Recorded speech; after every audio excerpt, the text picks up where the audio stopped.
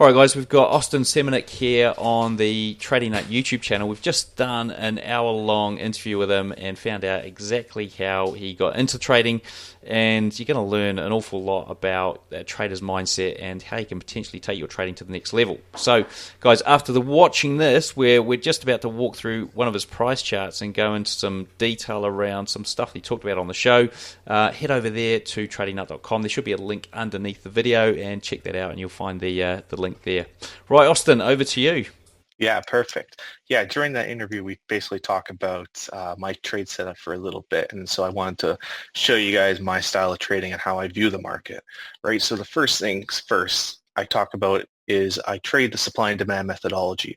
So if how I view the market is banks and institutions are making the moves in the market. So right now we're looking at the UK 100, which is basically the UK stock index. And this was a short that I took earlier this week. So how I view it is trading supply and demand. And if I think everybody would agree, would you agree, Cam, that 99% of the moves, aside from penny stocks, are created by big money? Yeah. You agree Yeah. with that. So I think Yeah. most traders agree with that. So with this move right here, hopefully you guys can see the screen pretty well, but this down leg right here, this imbalance as I like to call it, this is billions and billions and billions of dollars going short right here. So this is big money making this imbalance, making this sell-off. So how we see it is if they saw value at up in here at this price, why shouldn't they see value when prices go back up into that area again, right? Yeah. So we see the imbalance, and so that tells me like, hey, prices stalled out for a while. That's the big money accumulating the big sell orders for the big push down, right? They're getting their orders filled. So when prices come back up, we're assuming that they're going to see the same value as they did before. We're going to take a probability-based chance, and that's all trading is. It's trading in probabilities. So what I saw is that's how I would mark off my zone. I see prices coming up into a daily supply zone. So this is a higher time frame supply zone called a drop, base, drop, right? So Yep. what I want to do is I see prices coming up into here, and it fell once before, so why shouldn't they see value in it again and sell when prices come back up into it? That's my thought process. So what I did was I went down to the 1 hour time frame, and I saw this starting to happen. I saw prices reacting. We talk about in the interview how price starts to turn from inside out. Remember, Cam? Yeah. Like if you guys haven't seen the interview or whatever yet, or the audio, listen to it, and then this will make a lot more sense because we talk about how price turns from inside out. So if you have price coming up into, say, a daily supply zone, like we just drawn out, the trend is most likely going to be up. It has to be up on any smaller time frame below it, right? So here it is on the 1 hour. I see prices clearly going up. Would you agree this is like a 1 hour uptrend as of this, right? Yep. Okay, so if you agree and I agree, perfect. So what I start to see is prices was in that 1 hour uptrend. We started to see smaller time frame demand zones, demand, getting removed. Rally-based rally getting removed, demand zones getting removed, demand zones getting removed. We were also starting to break upward momentum. I think some people might draw their momentum lines like, oops, like this. Some people might draw them like this. I'm not too sure. That's besides the point.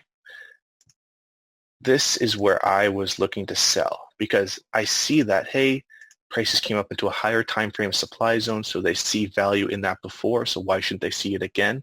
I see demand zones being broken, right? This is my smaller time frame evidence that price is starting to turn. I see break in upward momentum, right? That's the first evidence for me that, hey, buyers or sellers are starting to step in.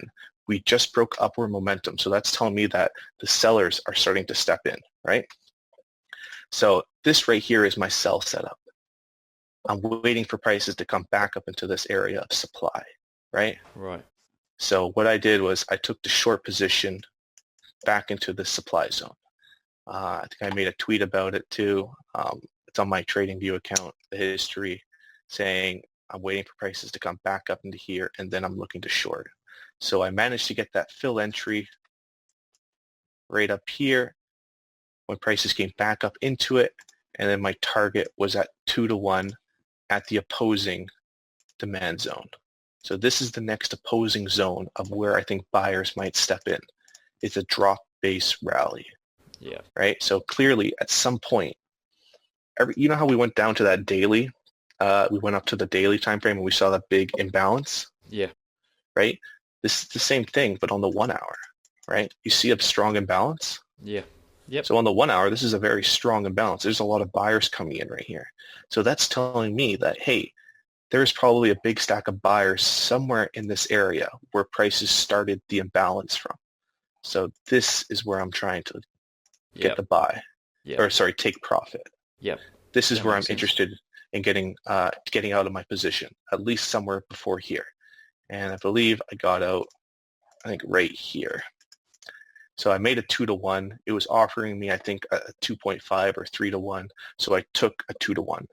If prices is ever offering me, say, a 4-to-1, I will take 3-to-1 or 2.5-to-1. I never take exactly what it's offering me, right? That's just, greed getting in the way then. If it's offering you 1-to-1, you shouldn't be probably taking the trade. That's just my view, right? Cool. Take what the market's offering you. So that was my whole thought process. Prices coming up into that higher time frame zone, the daily. I went down to my 1 hour time frame. I saw prices starting to turn, giving me evidence. I'm building that case in that interview, right? If you haven't listened to it, go and listen to it. We talk about it. Whenever somebody's trying to buy or sell, you have to build a case to why you're buying or selling. It goes for any methodology, right?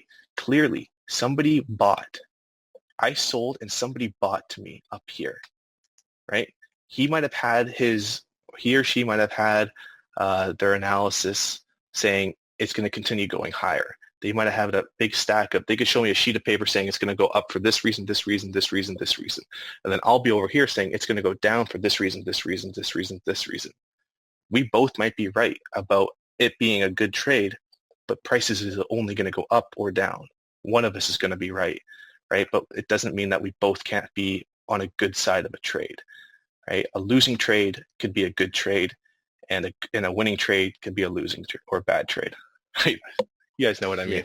Yeah, that makes sense. Look, that's absolutely brilliant. I think the guys are really going to be able to take a lot away from this and even think about how they could potentially apply it to some of the stuff that they may be doing. Now, guys, as Austin mentioned, if you do want to hear the full interview, which I do recommend going and checking out, then head over to tradingnut.com. There's a link under the video if you're on YouTube.